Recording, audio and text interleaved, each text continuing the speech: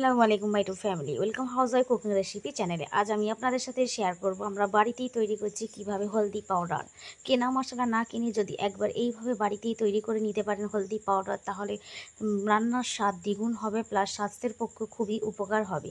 তাহলে দেখতে হলে পুরো ভিডিওটা চলুন ফটাফট অবশ্যই দেখবেন, আর ভালো লাগলে একটা লাইক করবেন, কমেন্ট করবেন, শেয়ার করবেন, নতুন ফ্রেন্ড যারা চ্যানেলটি সাবস্ক্রাইব করবে। তো হলদিগুলো প্রথমে একটু রোস্ট করে নিয়েছিলাম, নেওয়ার পর একটু হেমানদিস্তিতে ভালো করে কুটে নিচ্ছি। এখানে আমাদের মিসপা আছে, কিউশিদ্রা আছে, আরও কিছুজন আছে, সবাই মিলে এইভাবে কুটে নিলাম। নিয়ে হলুদ গুঁড়ো একটু ভালো করে চেলে নিলাম। এই দেখে নিন, চিলি পাউডারটি বানিয়ে নিলাম। এইভাবে পাউডার বানিয়ে আমরা রেখে দেব। দিয়ে এই পাউডারে আমি আমার রান্নার রেসিপি ছাড়বো। শুধু হলুদ পাউডার নয়, লঙ্কার গুঁড়ো, জিরার গুঁড়ো, ধনের গুঁড়ো আমি এইভাবেই বানিয়ে নিই, কারণ কেনা মশলার মধ্যে অনেকে ভেজাল ব্যবহার করছে, সেই জন্য আমি এইভাবেই পাউডার বানিয়ে রান্না করতে থাকি।